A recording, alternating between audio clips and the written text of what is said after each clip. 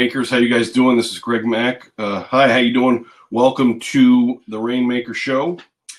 And I wanted to talk to you today a little bit about something very important in the sales process, a critical juncture in the potential relationship with a new client of yours.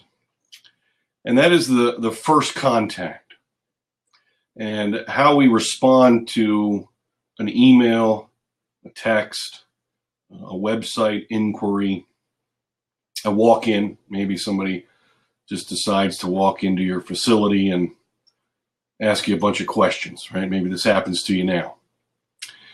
And this first contact is a very, very important step in the system that we teach in the Rainmaker 201 course. And we spend some time on this because if you mismanage the first contact, there is no face-to-face consultation. You got no shot at a potential new client relationship. And so what I want to try to stress today is the context of this process and understanding that, you know, some stranger in your community, in their flow of life, their stream of consciousness, in time, decided for some reason to contact you.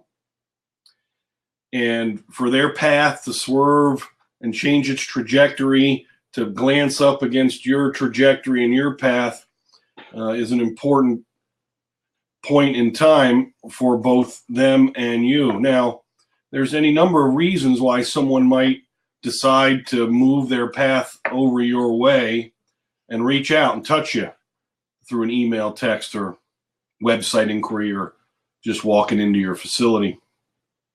But I would tell you this, as a believer, that, you know, human behavior is not this arbitrary random process, but that there are both conscious motivators and ambitions and decisions being made, as well as subconscious decisions driving our behavior. And so given that framework, I don't believe that people just randomly decide to send you an email, a text, or just kind of wander around their neighborhood, their community, and just happen to walk into your place by sheer random chance.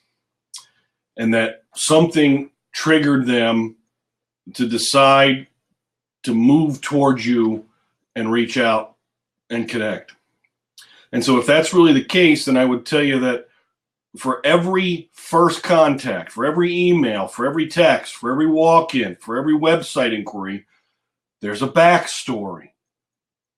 There's a reason why this human being, this stranger, decided to contact you. Now, whether that is superficial curiosity because you just happened to pop up on some internet search they were on some other subject, and you reached out with some marketing message that just happened to come across their screen and they were curious just to see what you were about, that's possible. And I would tell you, you want to find that out, because if it's just superficial curiosity, because this system's built to protect your time as your most precious asset, you want to find that out quickly and get rid of this person, because they may take up your time, and they got no problem taking up your time. They might be a little bored and they're just curious, and they'll ask you all kinds of questions and eat up 30 minutes like real fast with no intention whatsoever of actually acting on signing you up as a professional relationship to pursue some health or wellness goal that they have. And so we have a couple of ways that we like to construct this. Now, you know, without going into too much detail, email, I am not a big fan of trying to schedule somebody from an email or a text or some digital communication.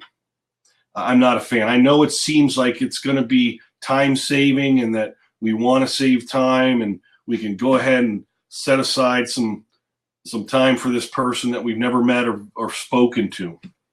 But you'll have to excuse me. I'm coming off a sinus infection and chest infection this weekend. Sorry. But I want to get someone at least on the phone. And this is based on the research that Dr. Moravian did many years ago in regards to how human communication is imparted and meaning is established independent of words. And one of the main ways is vocal tonality and physical expression, right? We pick up tons of information about what's being communicated to us via vocal tone and physical expression. On digital media, you cannot pick up any information other than the words that they're typing. And that's not enough for me. I need to at least speak to them to see if I can pick up some additional information about why they decided to reach out to me.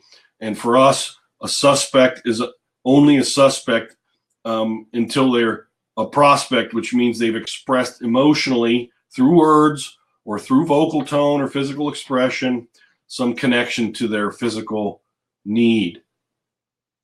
And so once somebody expresses this and I can pick up on it, now they're a prospect and they qualify for a larger chunk of my time, right? The face-to-face, which is the only goal of the first contact. Ultimately, two goals in this particular situation. One is, are they a prospect? And two, if they are, we got to schedule a face-to-face, and that's it. You don't do full presentations on the phone or on email or text. I just think it's a big mistake in this business. If you're in the retail commodity mode, I don't think it matters. Go ahead and do it digitally. But we're talking about trying to forge lifelong coaching relationships with a human being. That's different. That's not the same thing. And so I would really encourage you to stop trying to do everything digitally and try to at least get someone on the phone. So the goal with digital, email, text, website inquiry is to get them on the phone so you can talk to them for at least 15 minutes to figure out if they're a true prospect. If they are, now I'll set up a time to do face-to-face consultations, which is a larger chunk of my time, and they're pre-qualified in that regard. So the backstory, why did they even bother? This is what you have to try to start to figure out, is what's going on. What was happening mentally, psychologically, physically to them, building up to this moment where they decided, hey, I'm going to reach out and try to connect with this person and find out what's going on there, what they do, how much it charges, when I can start, and the whole laundry list of retail questions consumers ask. And so the primary objective, once you get them on the phone, is to try to get the backstory. I want to insert myself into their stream of consciousness, into their somewhat linear flow, and figure out why they decided to take a little detour off their normal trajectory and talk to me. And so you've got to go into their history a little bit with questions about how long they've been thinking about fitness. Have they done it before? Have they exercised previously? What was that experience like? What have they been doing recently, if anything? And why did you call me? What's going on? And once we figure out what happened in the past and reconstruct that, we can continue the momentum of that into the present, which brings them back to this reason that they actually decided to call you. And now you want to project the future. What's going to happen in the future if you don't take care of this, if you don't make a decision, if you can't find the right provider, what's going to happen? Because the goal is to set up an appointment to meet face-to-face. And when is that going to occur? In the future. And so this is why time and getting yourself in the momentum of their time flow is such an important principle here.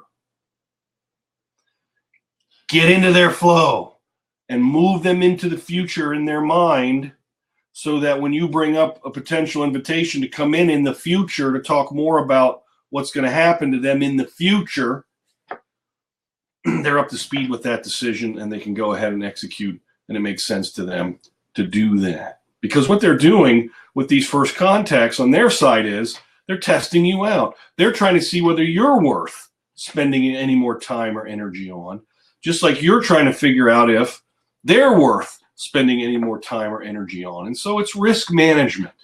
and risk mitigation. And so understand that these principles are at play.